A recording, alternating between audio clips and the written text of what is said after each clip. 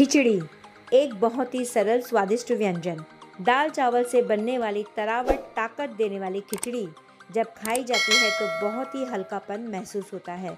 इसे कुछ खास समय पर ही खाया जाता है। आजकल बारिश में मौसम का बदलाव हो रहा है, तब काफ़ी सारी बीमारियां हमें घेर लेती हैं, तब खिचड़ी का सहारा लिया जाता है। इससे शरीर हल्कापन महसूस करता है, शरीर को ताकत के साथ साथ तरावटपन महसूस होता है, जिससे हम एक्टिव रहते हैं। खिचड़ी ऐसी दवा है जिसका मुकाबला किसी भी दवाई से नहीं किया जा सकता। नमस्कार, मैं परछाई आज आपके साथ दाल चावल की रेसिपी शेयर कर रही हूँ और वो है खिचड़ी। खिचड़ी में कई दालों का चावल के साथ मेल होता है, तब ये एक पौष्टिक आहार बन जाता है जो हमारे स्वास्थ्य के लिए काफ़ी फायदेमंद रहता है। तो चलिए खिचड़ी को फटाफट से बनाते हैं। पसंद आए तो खूब सारा लाइक करना, सभी के साथ शेयर करना। प्लीज़ मेरे इस चैनल को सपोर्ट करके अगर आप मेरे चैनल में नए हो तो प्यारे से कमेंट के साथ सब्सक्राइब भी कर देना। तो चलिए स्वादिष्ट खिचड़ी को बनाते हैं। तो इस स्वादिष्ट खिचड़ी को बनाने के लिए यहाँ पर मैंने एक छोटी कटोरी भरकर, जो कि 4 टेबलस्पून के करीब है, चावल लिए हैं। चावल कोई भी ले सकते हैं। और उसी प्रकार से मैंने उसी कटोरी के माप से आधा आधा कटोरी दाल ली है, जो कि 2-2 टेबलस्पून के करीब है। तो यहाँ पर मैंने 4 दाल को लिया है, जिससे कि हम चावल के साथ मिलाकर खिचड़ी बनाएंगे। तो सबसे पहले जो चने की दाल है, इसे थोड़ा पकने में टाइम लगता है, तो इसे हम थोड़ी देर भिगो लेंगे, 15 से 20 मिनट, जब तक कि हम सारी तैयारियां करेंगे। तो मैंने देखिए कटोरी में दाल को डाल लिया है, चने की दाल को, और इसे अच्छी तरह से धोकर 4-5 बार पानी से धोकर इसे हम भिगोने के लिए रखेंगे 15 से 20 मिनट तक। तो यहाँ पर मैंने एक बड़ा बाउल ले लिया है। अब इस बाउल में मैं चावल डाल रही हूँ सबसे पहले। तो देखिए मैं आपको माप कर बता रही हूँ, 4 टेबलस्पून के करीब मैंने चावल को लिया है, जो कि एक छोटी कटोरी भरकर है। आप किसी भी कप या कटोरी के माप से भी इन चीज़ों को ले सकते हैं। और देखिए उसी कटोरी के माप से आधा आधा कटोरी यानी कि 2-2 टेबलस्पून के करीब दालें हैं, तो उसे मैं इसी बाउल में डाल रही हूँ। अब सभी दालों को, चावल को मिलाते हुए इन्हें अच्छी तरह से मिक्स कर लेंगे। तो चलिए अब इसे मिक्स कर लेते हैं। अब इसमें पानी डालते हुए हम दाल चावल को अच्छी तरह से 4-5 बार पानी से धो लेंगे, जिससे दाल चावल में जो भी पाउडर होगा, गंदगी होगी या केमिकल जो भी होगा, वो सभी चीज़ें अच्छी तरह से निकल जाए और दाल चावल अच्छी तरह से साफ़ सुथरे हो जाएंगे। तो देखिए इस तरह से मैंने धोकर इसे साफ़ सुथरा कर लिया है। इसे हमें भिगोना बिल्कुल भी नहीं है, केवल इस तरह से धोकर ही निकालना है। तो अब लेंगे कुकर, और कुकर में इन सभी दालों को और चावल को डाल लेंगे। तो चने की दाल को भी 15 से 20 मिनट हो चुका है, तो अब उसे भी डाल लेंगे। सबसे पहले हम इन्हें डाल लेंगे, और अभी फ़िलहाल हम कुछ भी नहीं डालते हुए केवल इन्हें हम कुकर में डाल लेंगे। तो चलिए दाल चावल को मैं कुकर में डाल चुकी हूँ। अब यहाँ पर चने की दाल है, जो कि अच्छी तरह से भीग चुकी है, थोड़ा सा ज़ोर लगाने पर टूट रही है। इसका इतना ही भीगना काफ़ी है, बाकी तो कुकर में अपने आप ही पक जाएगी। तो यहाँ पर मैं चने की दाल को भी पानी उसका निकालते हुए डाल चुकी हूँ। अब इसमें डालेंगे 6 गिलास के करीब पानी। खिचड़ी को हमें ज़्यादा गाढ़ा नहीं बनाना है, इसे पतला बनाना है, जिससे कि जो बीमार इंसान है वो अच्छी तरह से इसे खा पी सके। तो चलिए इसमें 6 गिलास जो बाउल है, इसमें 2 गिलास के करीब पानी आता है, तो मैंने माप कर ही इसे इसमें रखा है। मैं आपको गिलास भर के भी बताऊंगी। तो ये 2 गिलास के करीब इसमें पानी आता है। इस खिचड़ी में हम ज़्यादा मसालों का यूज़ नहीं करेंगे, क्योंकि हम ये ऐसी खिचड़ी बना रहे हैं जो कि एक बीमार व्यक्ति इसे आराम से खा सके। तो चलिए 6 गिलास पानी में डाल चुकी हूँ। अब थोड़ा सा हींग का यूज़ करेंगे, क्योंकि इसमें अरहर की दाल है यानी कि तुअर की दाल, तो थोड़ा गैस्ट्रिक होती है। लेकिन इसमें कुछ और दालों का भी हमने यूज़ किया है, तो ऐसे कोई प्रॉब्लम नहीं होगी। फिर भी इसमें हम 2 पिंच के करीब हींग का यूज़ ज़रूर करेंगे। और नमक स्वाद अनुसार। खिचड़ी में नमक हल्का ही होता है, इसलिए मैंने इसमें 2 चम्मच नमक डाला है। जो मसालों की चम्मच होती है काफ़ी छोटी होती है।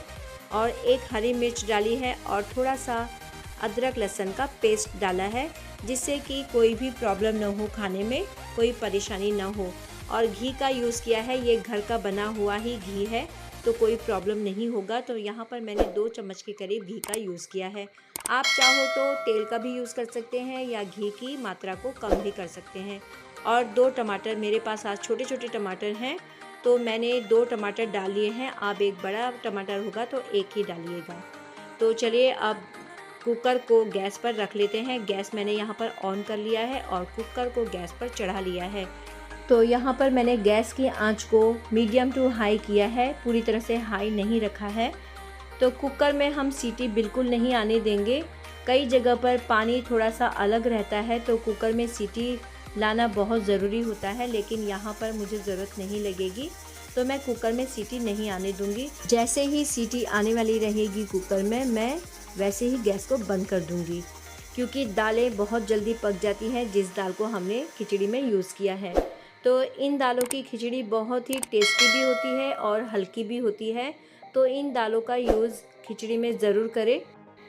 तो देखिए कुकर में सीटी आने वाली थी, उससे पहले ही मैंने गैस को ऑफ़ कर लिया है। और यहाँ पर मैंने 5 से 6 कलियाँ लहसुन की ली हैं, छोटी बड़ी, उसे मैंने इस तरह से दबाते हुए ले लिया है। ये तड़के के लिए यूज़ होगा।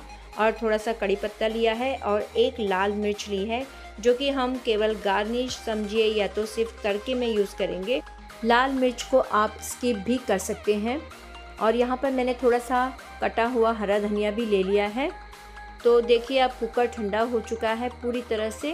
तो कुकर का ढक्कन मैं निकाल कर मैं इस तरह से आपको बता रही हूँ। खिचड़ी देखिए बहुत गाढ़ी नहीं है, पतली पतली सी है। तो ये ठंडा होने पर थोड़ी और गाढ़ी हो जाती है, इसलिए इसमें इतना पानी का डालना बहुत ही ज़रूरी था। और ये जो टमाटर मैंने इसमें डाले हैं उन्हें मैंने काट कर नहीं डाला था, मतलब महीन करके नहीं डाला था। तो मैं इन्हें इस तरह से मैश कर रही हूँ क्योंकि ये टमाटर काफ़ी गल चुके हैं। तो देखिए सीटी ना आने पर भी ये दालें टमाटर अच्छी तरह से पक चुकी हैं। अब इन्हें हम छौंक लेंगे थोड़ा। तो यहाँ पर देखिए मैं आपको चने की दाल को बताती हूँ किस तरह से ये अच्छी तरह से पक चुकी है। तो ये देखिए थोड़ी गर्म है, तो देखिए ये अच्छी तरह से मैश हो गई है, यानी कि बहुत अच्छी तरह से पक चुकी है। तो देखिए इस तरह से ये दालें अच्छी तरह से पक गई हैं चावल के साथ। तो चलिए गैस पर मैं कढ़ाई रख चुकी हूँ। कढ़ाई में मैंने घर का बना हुआ 1 चम्मच भरकर घी ले लिया है। घी में ही हम खिचड़ी को छौंक लगाएंगे। तो यहाँ पर मैंने 2 पिंच के करीब दानेदार हींग डाल लिया है घी में, और थोड़ा सा मैंने जीरा डाला है आधा चम्मच के करीब, और लहसुन जो हमने दबाकर ली है उसे भी डाल लिया है। तो ये थोड़ा सा लहसुन को हम ब्राउन करेंगे, यानी कि अच्छी तरह से पकाएंगे। और देखिए मिर्ची के मैं इस तरह से 2 टुकड़े कर चुकी हूँ। तो ये अच्छी तरह से पक चुके हैं। अब मैंने थोड़ा सा इसमें कड़ी पत्ता डाल लिया है और इसे मिलाते हुए अब इसमें हम खिचड़ी को डाल लेंगे। तो देखिए खिचड़ी में बस आप ऊपर से छौंका लगाइए या इस तरह से लगाइए, तो कोई फ़र्क नहीं पड़ता। आप कुकर में ही खिचड़ी को रहने दें और ऊपर से तड़का मार लें, तब भी खिचड़ी बहुत ही टेस्टी लगती है। लेकिन ये थोड़ा सा मैंने इस तरह से अलग तरीका का किया है, इससे भी टेस्ट बहुत ही अच्छा आता है। तो इस तरह से भी आप खिचड़ी को बना सकते हैं। तो चलिए मैंने सारी खिचड़ी को इस तरह से कढ़ाई में डाल लिया है। अब इसे थोड़ी देर हम पका लेंगे। वैसे तो खिचड़ी पकी हुई है, लेकिन छौंका मारने के बाद थोड़ा सा पकाना ज़रूरी होता है। कई लोग दाल और खिचड़ी को बहुत ज़्यादा पका लेते हैं, मैश कर लेते हैं राई या चम्मच से, जबकि ज़रूरत नहीं होती है। ये सभी चीज़ें आराम से पक जाती हैं। थोड़ा दाल दिखती है तो दिखने दे, बहुत ही अच्छी लगती है दिखने में भी और खाने में भी, तो उसे घोटने की ज़रूरत नहीं है। तो ये देखें मैंने हरा धनिया डालते हुए इसे थोड़ी देर इस तरह से पका लिया है, जो कि धनिया भी अच्छी तरह से पक जाए। अब यहाँ पर मैं गैस को ऑफ़ कर लूँगी। तो चलिए मैं गैस को ऑफ़ कर चुकी हूँ और देखिए थोड़ा सा गार्निश के लिए धनिया मैंने और ऊपर से डाल लिया है। तो हमारी खिचड़ी बनकर तैयार हो चुकी है दाल चावल की। तो इस तरह से खिचड़ी बनाकर आप किसी भी बीमार इंसान को दे सकते हैं या खुद भी अच्छे स्वस्थ इंसान भी खा सकते हैं। खिचड़ी बहुत ही अच्छी होती है, पचने में बहुत ही हल्की होती है और वज़न भी इससे बिल्कुल नहीं बढ़ता है। तो आप इस तरह से खिचड़ी बनाकर छोटे बच्चे, जो हमारे बुज़ुर्ग होते हैं घर में, बड़े होते हैं, और या हम खुद भी इसे आराम से खा सकते हैं। तो यहाँ पर देखिए खिचड़ी के साथ हम अचार ले सकते हैं, पापड़ ले सकते हैं, छाछ ले सकते हैं या तो सलाद ले सकते हैं। तो अभी तो मैंने यहाँ पर रखी है जो भी चीज़ें, तो आप उसे खिचड़ी के साथ लेंगे तो खिचड़ी का टेस्ट और भी बढ़ जाता है।